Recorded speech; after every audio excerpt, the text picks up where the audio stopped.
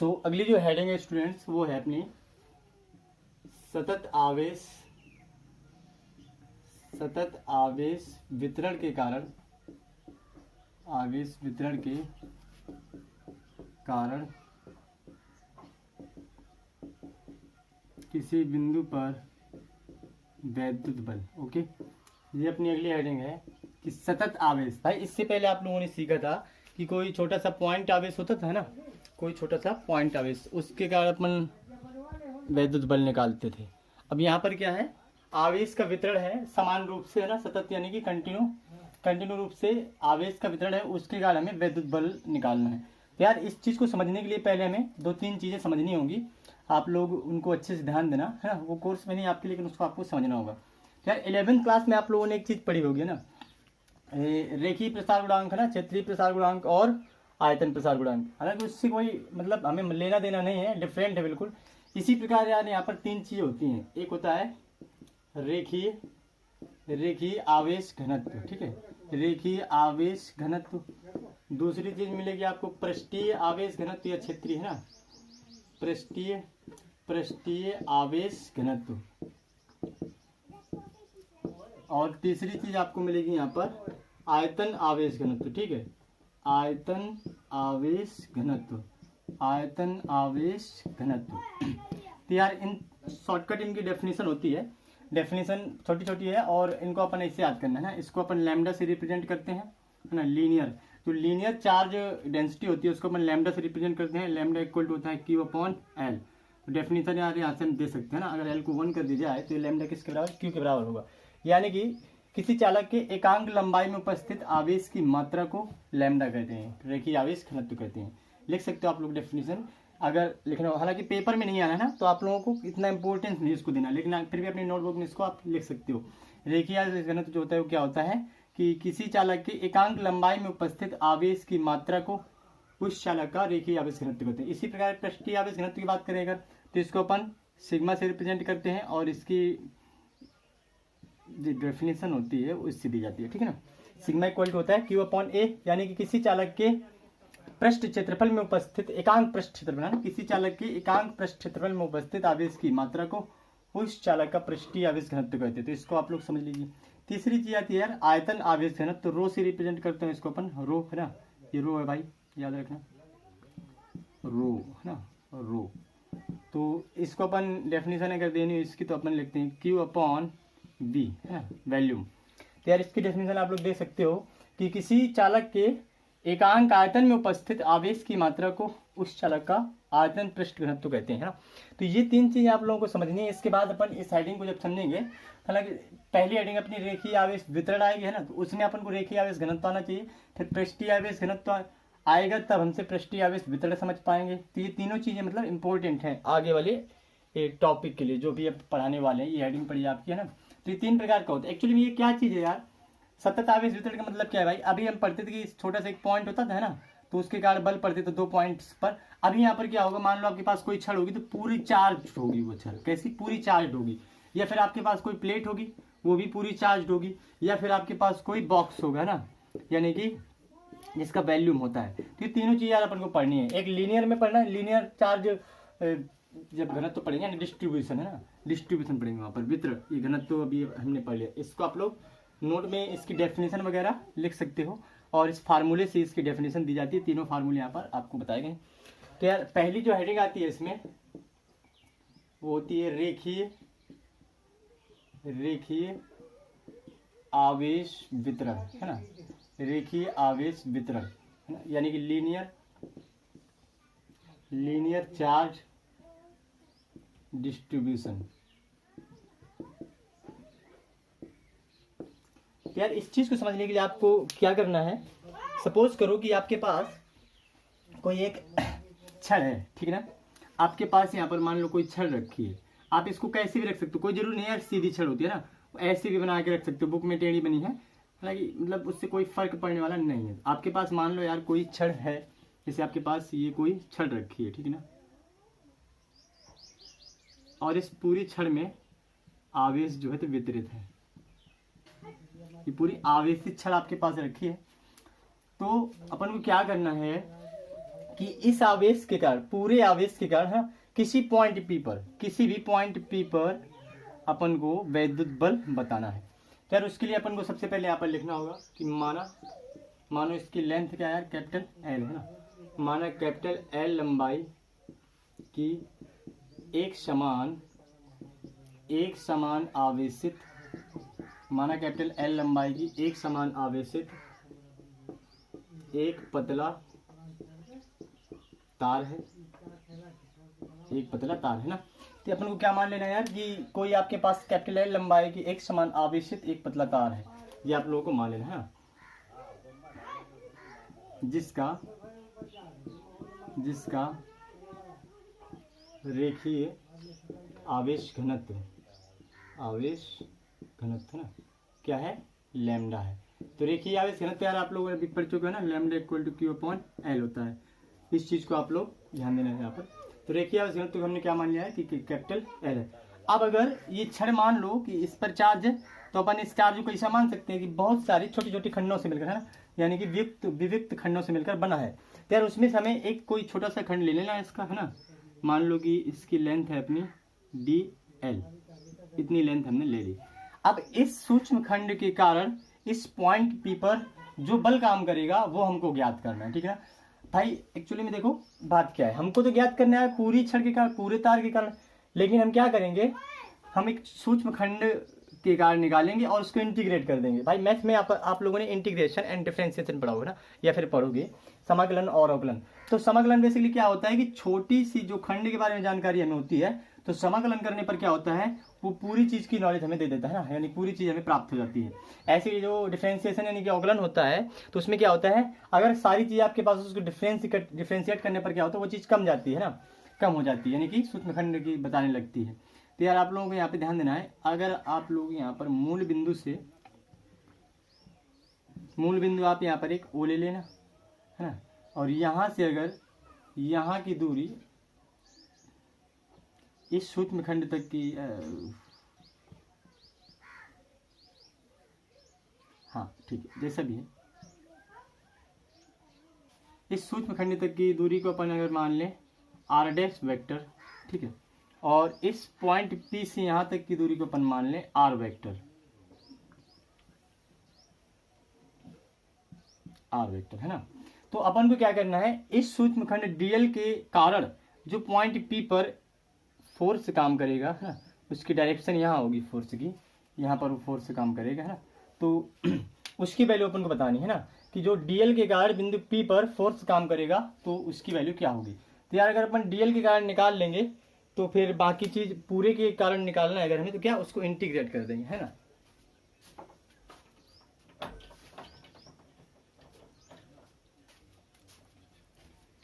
तो यहाँ पर आप लोगों को क्या करना है, लैम्डा, इतनी चीज आप लोगों ने मान ली ना। तो तार के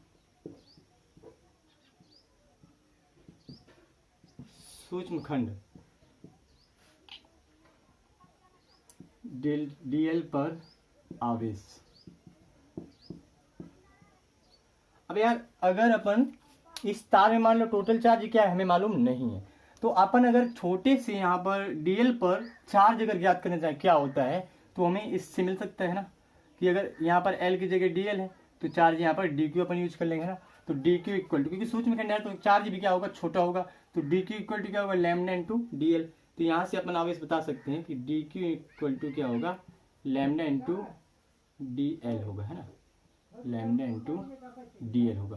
ये इक्वेशन फर्स्ट है, ये आप लोग कुछ भी ना मानो, इसका अपन यूज करने वाले हैं आगे, है ना।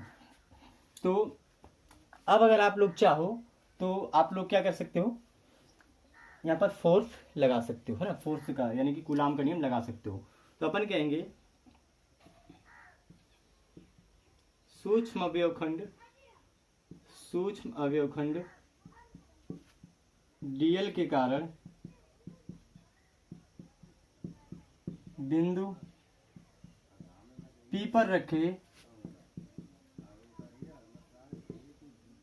किसी धन परीक्षण आवेश, सपोज करो कि यार यहाँ पर मानना है केवल हमको, है ना, ऐसा नहीं कि यहाँ पर रखा होगा। सपोज कि हमने यहाँ पर क्यू नॉट चार्ज रखा है ना, क्यू नॉट चार्ज, तो धन प्रेक्षण आवेश कहेंगे उसे, किसी बिंदु P पर रखे किसी धन प्रेक्षण आवेश Q नॉट पर स्थिर वैद्युत बल है ना, वैद्युत बल F इक्वल टू, यार इसको भी आप लोग लिख सकते हो कि ये चीज़ वेक्टर जो हमने यहाँ पर मानी नहीं है शायद, उसको लिखना चाहिए कहीं कहीं, हाँ है ना, कहीं पर यहाँ पर लिख देना है लैम्डा है के बाद, तथा dl ऐसे लिखना, तथा मूल बिंदु O के सापेक्ष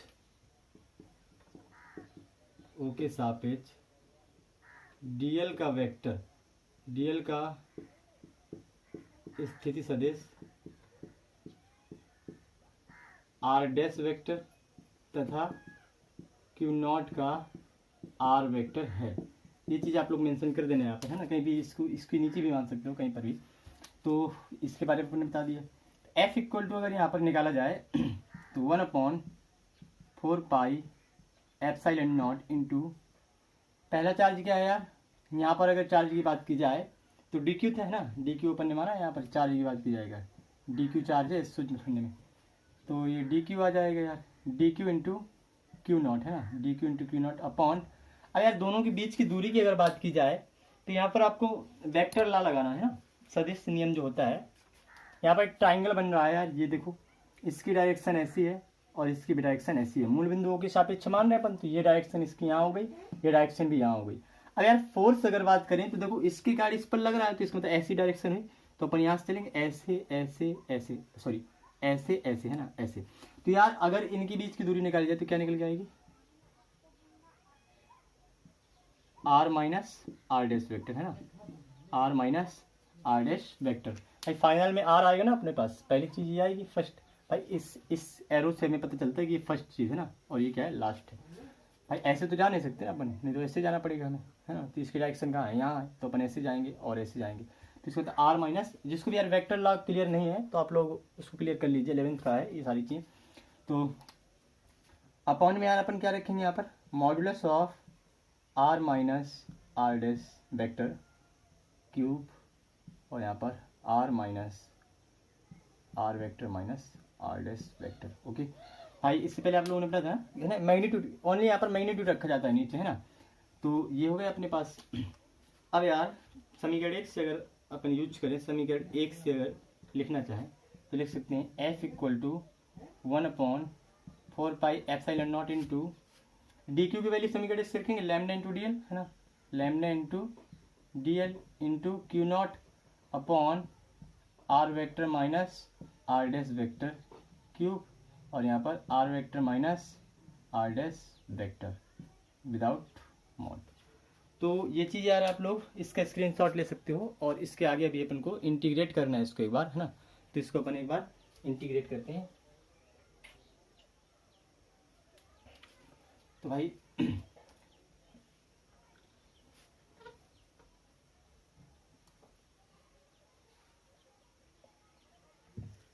इस चीज़ को ऊपर लिखते हैं यार, उसमें कंफर्म दिखाई नहीं दे रहा है ना स्क्रीन में, मैंने देखा F equal to 1/4 pi epsilon not into lambda into DL into Q naught upon R minus R vector minus R dash vector mod cube R vector minus R dash vector.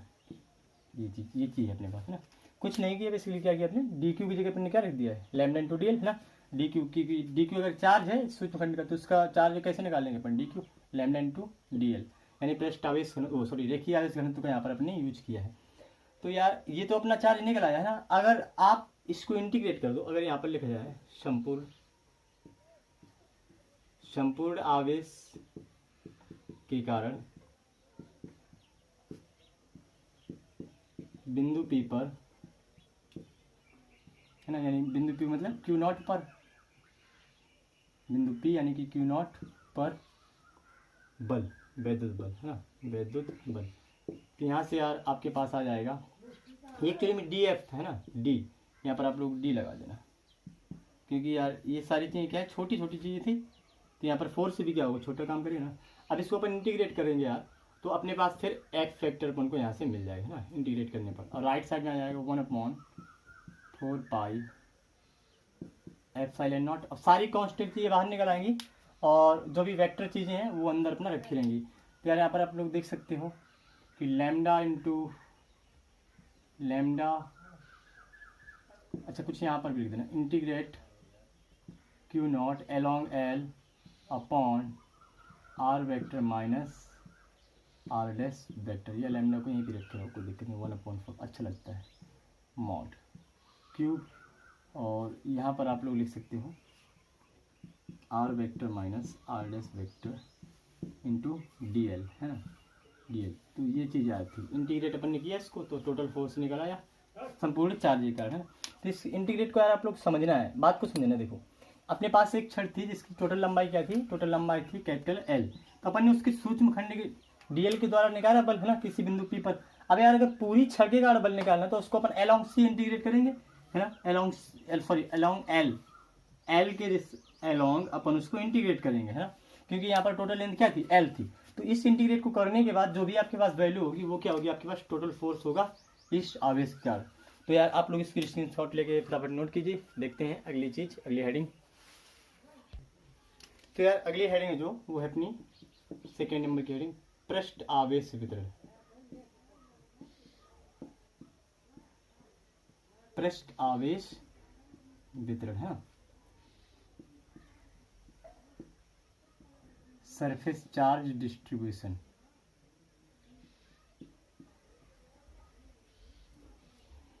तो यार इसकी अगर बात की जाए पृष्ठ आवेश वितरण की, है ना, तो सेम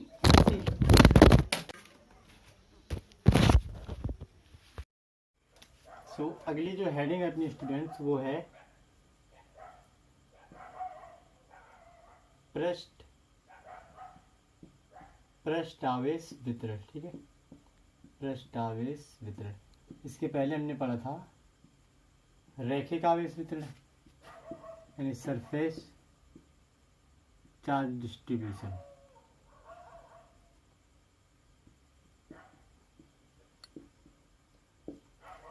तो भाई जैसे अपन ने पढ़ा था कि रैखिक आवेश वितरण में क्या था, एक मतलब केवल ऐसी अपने पास एक तार था, पतला तार था, ये छड़ थी जिसमें केवल लंबाई थी, है ना। अब यहाँ पर हमें सरफेस लेनी पड़ेगी, जिसमें मतलब जिसका एरिया हो। तो अपन एक छड़ ना लेकर क्या करेंगे, कोई प्लेट ले लेंगे, है ना। तो यहाँ पर अपन एक प्लेट लेते हैं, जैसे मान लो आपके पास ये कोई आपके पास प्लेट है। अब इस पर आप कह दो कि चार्ज है, इस पूरी प्लेट में क्या है, पॉजिटिव या नेगेटिव कुछ भी मान सकते हो आप लोग। यहाँ पर पूरी प्लेट में हमने कहा भाई पॉजिटिव चार्ज रखा है, ठीक है। अब जैसे यार अपने क्या किया था, छड़ में क्या किया, सूक्ष्म खंड लिया था। ऐसे ही इस प्लेट पर भी हम मान सकते हैं कि बहुत सारे सूक्ष्म खंडों से मिलकर बनी होगी। तो इसकी प्लेट के बीच में एक छोटी सी जगह यहाँ पर ले लेनी है ना, ये छोटी सी जगह। अब अगर पूरे का मान लो सरफेस या एरिया एस है ना, आप ए भी लिख सकते हो, कोई फर्क नहीं पड़ने वाला, लेकिन बुक्स में एस लिखा रहता है तो आप लोगों को एस यूज करना चाहिए। तो मान लो पूरी की सरफेस इसकी क्या है, एस है, तो इसकी अपन क्या लिखेंगे, डी एस लिखेंगे, है ना, डी एस होगी। अब हमें करना क्या, बेसिकली हमने इतना काम कर लिया ना, हेडिंग अपनी पृष्ठ आवेश वितरण यानी सरफेस चार्ज डिस्ट्रीब्यूशन, इसके लिए अपन ने इतना काम कर लिया। अब अगर मूल बिंदु ओ के सापेक्ष अपन इस डी एस की जो दूरी मान ले कुछ, ना क्या मानेंगे, आर डैश वेक्टर। अब मान लो कि मूल बिंदु ओ से ही कुछ दूरी पर, मूल बिंदु ओ से कुछ दूरी पर या स्थिति सदिश आर पर, है ना, कहीं पर भी एक पॉइंट अपन पी ले लेंगे, ये पॉइंट पी है जहाँ पर क्यू नॉट धन परीक्षण आवेश रखा होगा, ये लीजिए इतनी चीज़ समझ लीजिए। तो अपन अगर इससे इसको मिलाते हैं तो इसको अपन मानेंगे क्या, आर वेक्टर, ठीक है ना, इसकी दूरी को हमें मानना है आर वेक्टर। ये ग्राफिकली आप लोगों को समझना है कि सबसे पहले आप लोगों को चित्र बनाना सीखना है कि चित्र कैसे बनता है ना, क्योंकि चित्र में बेस्ट इंपॉर्टेंट होता है, इसके लिए मोस्ट इंपॉर्टेंट। अगर चित्र नहीं बना पाओगे तो आप लोग इसकी भाषा भी नहीं लिख सकते हो, तो इम्पोर्टेंट है चित्र, है ना। तो इसमें आप लोगों को सबसे पहले सीखना है कि आपके पास कोई एक सरफेस है ना, कोई एक मतलब प्लेट है जिसकी सरफेस एस है। उस प्लेट को हमने मान लिया कि सूक्ष्म खंडों से मिलकर बनी है, तो जो सूक्ष्म खंड अवयव है डी एस, ठीक है, वहाँ से अपन कुछ दूरी पर एक बिंदु पी ले लेंगे, उस पी का स्थिति सदिश ओ के सापेक्ष अपन आर वेक्टर मानेंगे और डी एस का ओ के सापेक्ष आर डैश वेक्टर मानेंगे, है ना। तो यहाँ पर आप लोगों को लिख देना है माना कोई पृष्ठ है, ठीक है, जिस पर आवेश एक समान रूप से ना, सतत रूप से, एक समान सतत रूप से ना, सतत रूप से वितरित है तथा उस पृष्ठ का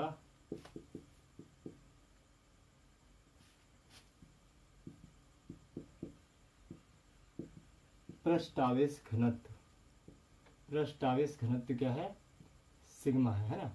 उसमें अपन रैखिक आवेश घनत्व लेते थे यानी कि लैम्डा, इसमें हमें क्या करना है, पृष्ठावेश घनत्व ले लेना है, सिग्मा है ना। ये यार इंपॉर्टेंट है, वहां से ये लिखना पड़ेगा पहले आप लोगों को ना। ये चित्र में सारी चीजें यहाँ पर क्लियर हो रही हैं। हाँ, तुमने क्या किया, माना कोई पृष्ठ है, ये पृष्ठ है जिस पर आवेश सतत रूप से वितरित है ना, समान रूप से, तथा उस पृष्ठ का आवेश घनत्व है ना, पृष्ठ आवेश घनत्व जो क्या है, सिग्मा है। तो अभी आप लोगों को पहले बताया गया था कि 3 प्रकार के आवेश घनत्व थे। लैम्डा था, लैम्डा इक्वल टू क्या था यहाँ पर कि चार्ज यानी क्यू अपॉन एल हुआ करता था। सिग्मा में क्या था, क्यू अपॉन ए हुआ करता है। एरिया सरफेस एस भी हो सकता है यहाँ पर है ना, एस का भी यूज कर सकते हो, कोई फर्क। तीसरी चीज हुआ करती है रो है ना, rho upon rho equal to Q upon we है ना। तो यहाँ पर अपन ने इसका यूज किया, इसका यूज करेंगे यहाँ पर है ना। तब सूक्ष्म पृष्ठ अवयव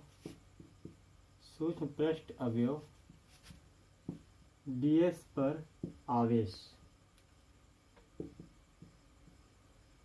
यानी कि dq है ना। तो अगर यहाँ से यार आप लोग देखो q की वैल्यू निकाली जाए तो क्या होगी, s इंटू सिग्मा, यानी कि सिग्मा इंटू एस की जगह ds यूज करेंगे ना, क्योंकि इसकी सरफेस क्या है, ds है, छोटे से सूक्ष्म खंड की।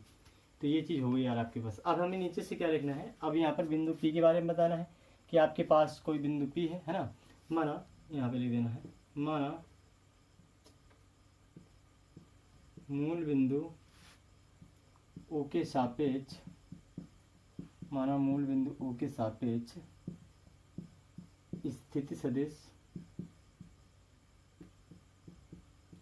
सदिश r वेक्टर पर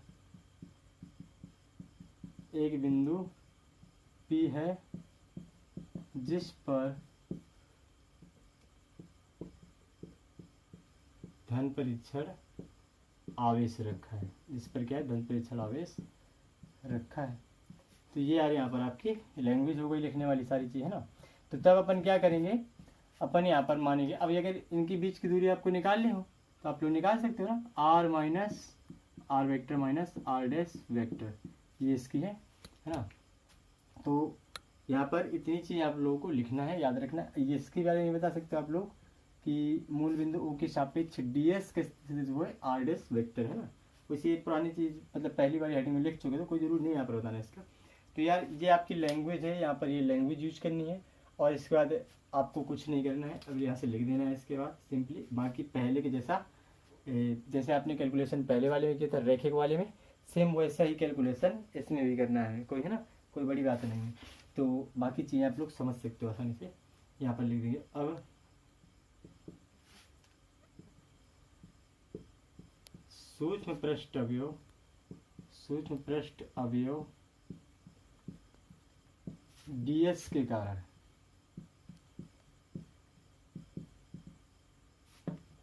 Q0 पर है ना, Q0 यानी बिंदु P पर रखे Q0 धन परीक्षण आवेश Q0 पर वैद्युत बल।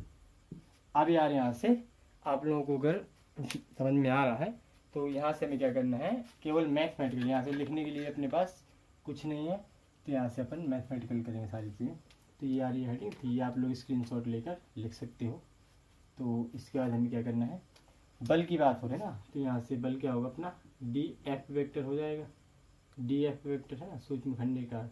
तो क्या होगा 1/4 pi epsilon not into Q। तो Q की जगह यार एक हमारे पास dQ होगा है ना, और इंटू दूसरा होगा Q0 अपॉन R स्क्वायर, ये सॉरी आर क्यूब करना है मॉड में, है ना, इनके बीच की डिस्टेंस जो है, तो R vector minus are dash vector mod इसका क्यूब, और यहाँ पर R vector minus are dash vector.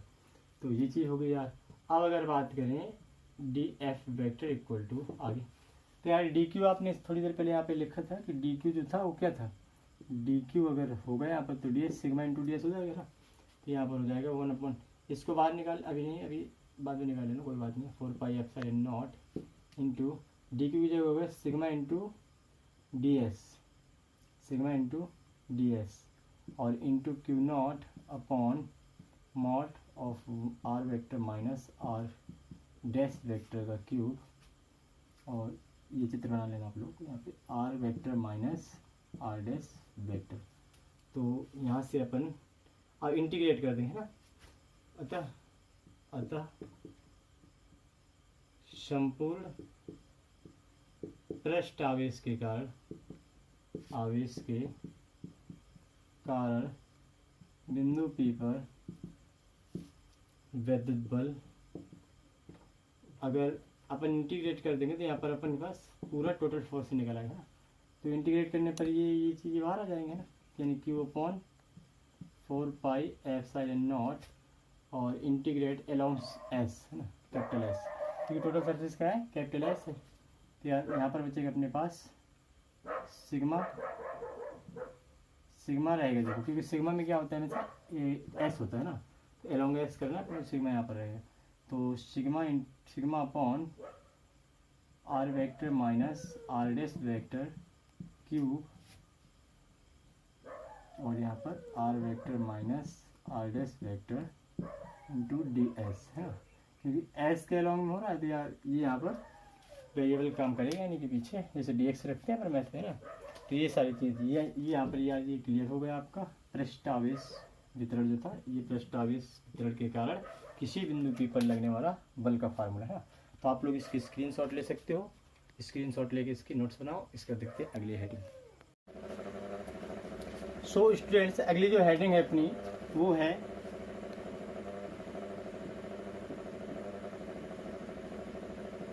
आयतन आवेश वितरण, आयतन आवेश वितरण, ठीक ना।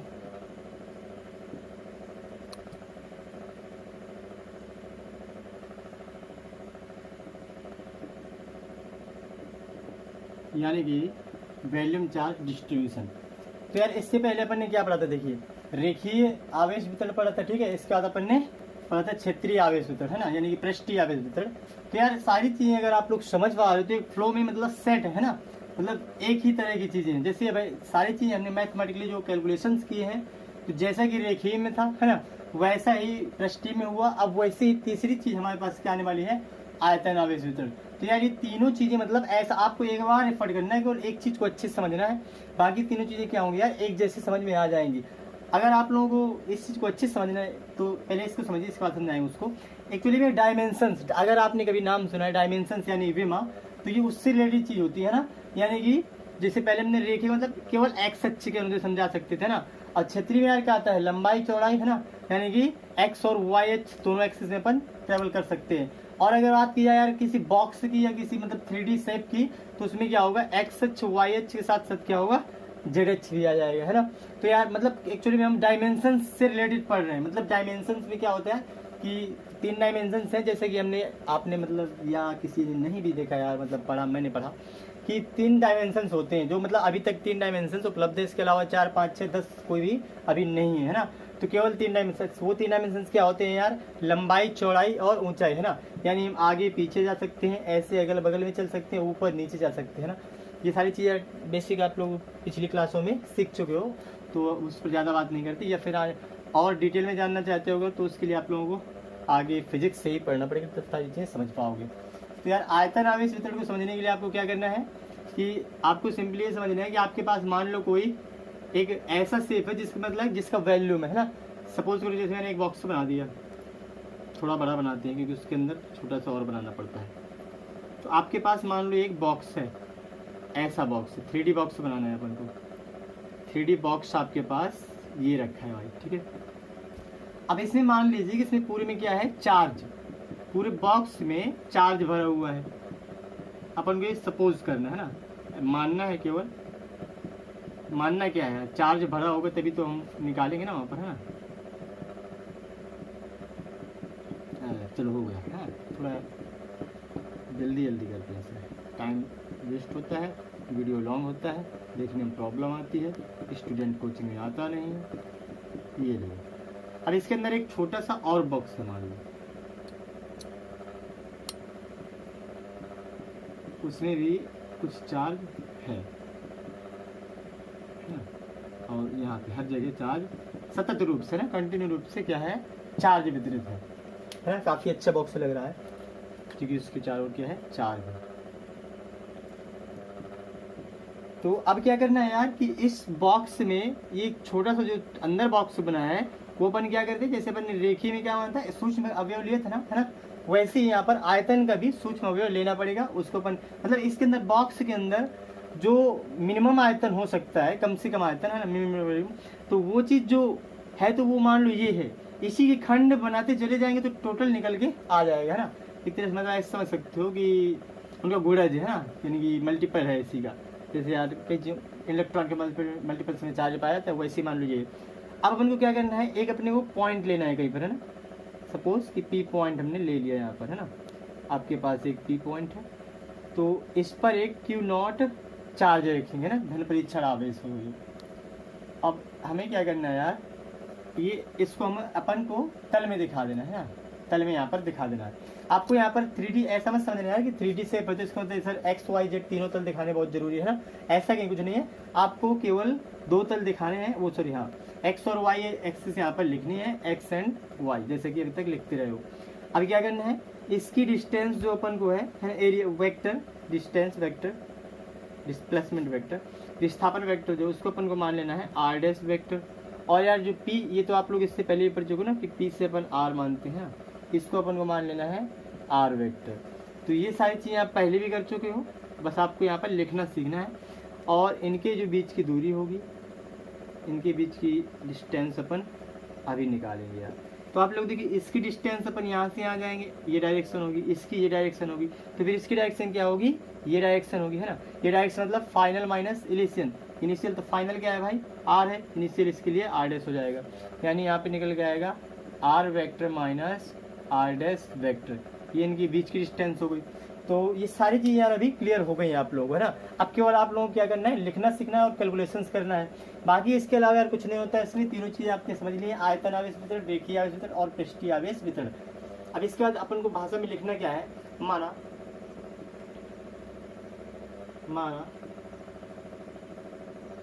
किसी आयतन, है ना, किसी आयतन पर, अब आयतन मीन्स यार ऐसा है कोई ऐसा शेप, मतलब जिस पर आयतन हो, है ना, जिसका आयतन होता हो। आयतन मीन्स क्या है, ऐसा शेप जिसका आयतन होता हो, है ना, किसी आयतन पर, या मतलब आयतन वाली वस्तु पर, ज्यादा बेटर लिखने ऐसे कर सकते हैं, आयतन वाली वस्तु पर आवेश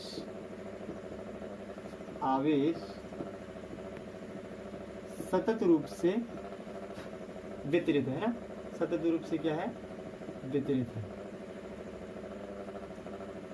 तथा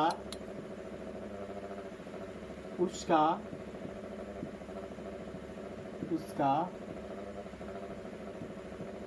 आयतन आवेश घनत्व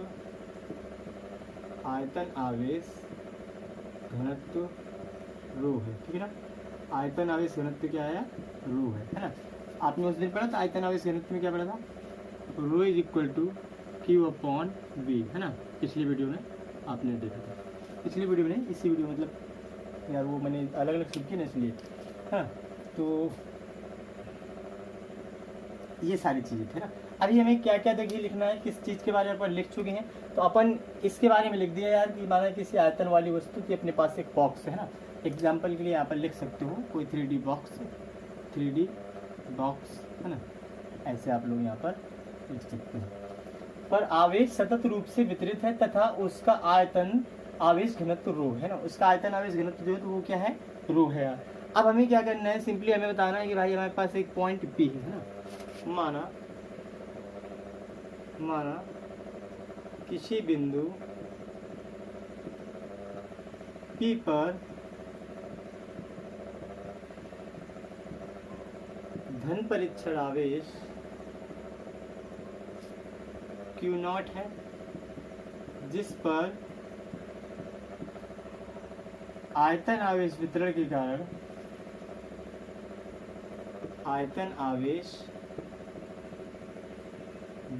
कारण वैद्युत बल ज्ञात करना है। ओके, ये हमने यहाँ पर लिख दिया, ज्ञात करना है। मीन्स क्या हुआ कि माना किसी बिंदु P पर धन परीक्षण आवेश Q0 है। भाई हमने क्या किया है, पॉइंट एक P लिया है अपने मन से, है ना, और उस पर धन परीक्षण आवेश Q0 अपन ने रखा है, तो उसके बारे में बताना पड़ेगा ना हमें। Q0 है, अब इस पर जो Q0 रखा है, इसी पर हमें क्या ज्ञात करना है यार, लगने वाला वैद्युत बल ज्ञात करना है, ठीक है ना। तो इस पर हमें ज्ञात करना है। पुनः माना लिख सकती है, ऐसी बात लिख देना। माना मूल बिंदु O के सापेक्ष,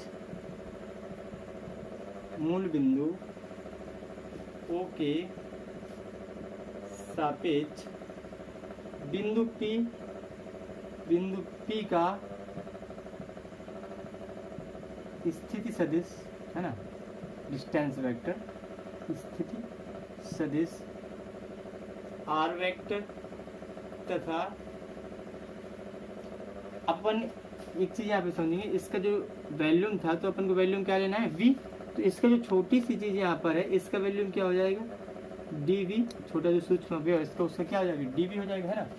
तो इसका मतलब यार क्या है कि O के सापेक्ष बिंदु P का स्थिति सदिश अपन ने क्या माना, R वेक्टर तथा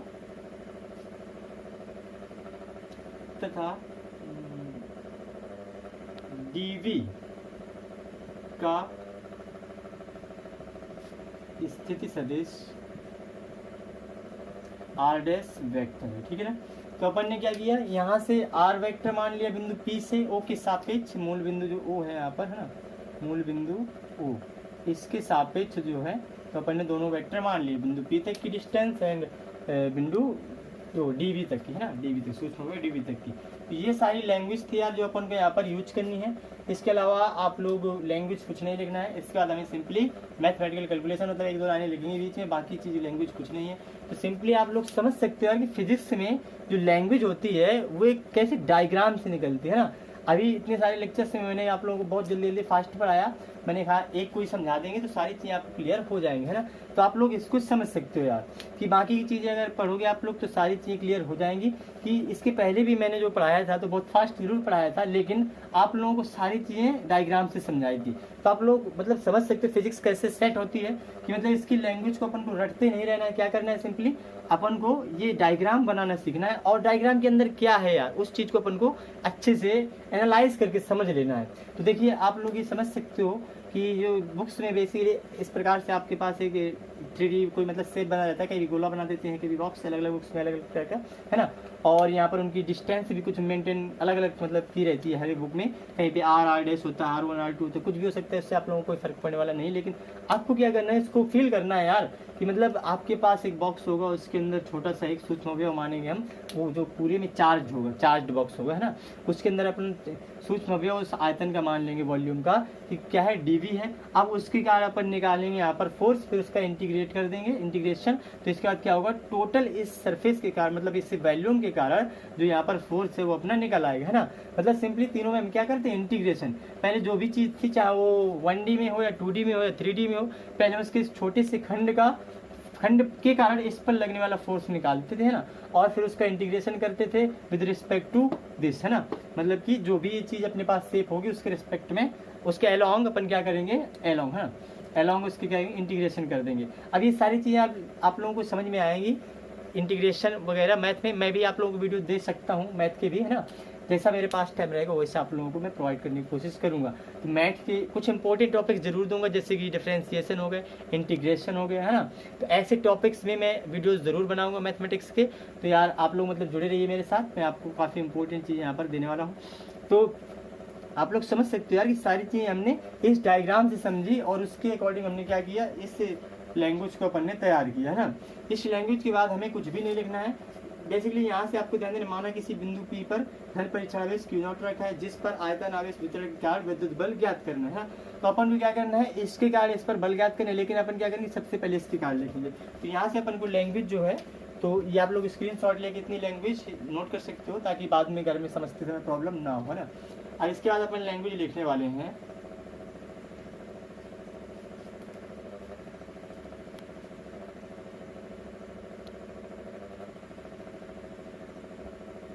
सूक्ष्म आयतन अवयव dV के कारण Q0 पर बल, है ना। कूलाम के नियमानुसार लिख सकते हैं यहाँ पर आप लोग, कूलाम के नियमानुसार, है ना। कूलाम के नियम के अनुसार अपन क्या कर रहे हैं, सूक्ष्म आयतन अवयव dV के कारण, है ना, Q, ये जो dV है ना, सूक्ष्म आयतन अवयव, एक्चुअली हमें यहाँ पर ऐसे लिखना है, सूक्ष्म अवयव आयतन dV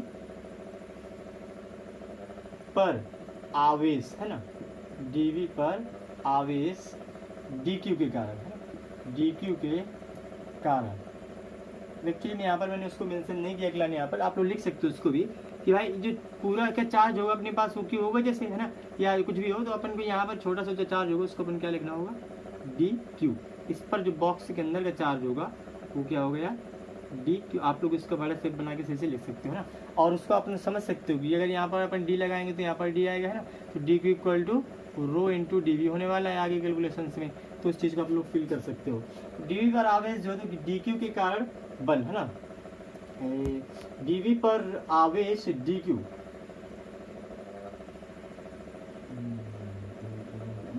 dV पर रखे आवेश dQ के कारण बल F, है ना, D लग जाएगा इसमें, D F vector equal to 1/4 pi epsilon not into, अब यहाँ पर यार देखो कूलाम के नियम क्या कहते हैं, दोनों चार्ज आएंगे मल्टीप्लाई, है ना, तो Q0 और DQ, तो यार दोनों इंटू में तो किसी को पहले अपन लिख सकते हैं, तो अपन पहले लिखेंगे Q0 को और इंटू यहाँ पर लिखेंगे DQ अपॉन में डिस्टेंस इनकी क्या है भाई, R minus R vector minus R dash vector, है ना, तो R vector minus R dash vector mod और इसका Q, और विदाउट Q के यहाँ पर विदाउट मॉड यहाँ पर लिखेंगे अपन R vector minus R dash vector, है ना।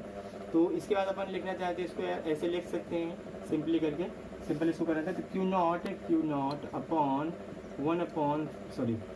Q0 upon 4 pi epsilon not, और यहाँ पर अपन लिख सकते हैं DQ की जगह अपन क्या लिख सकते हैं, है ना, यहाँ पे लिख देना बगल में, क्योंकि DQ equal to rho into dV, है ना।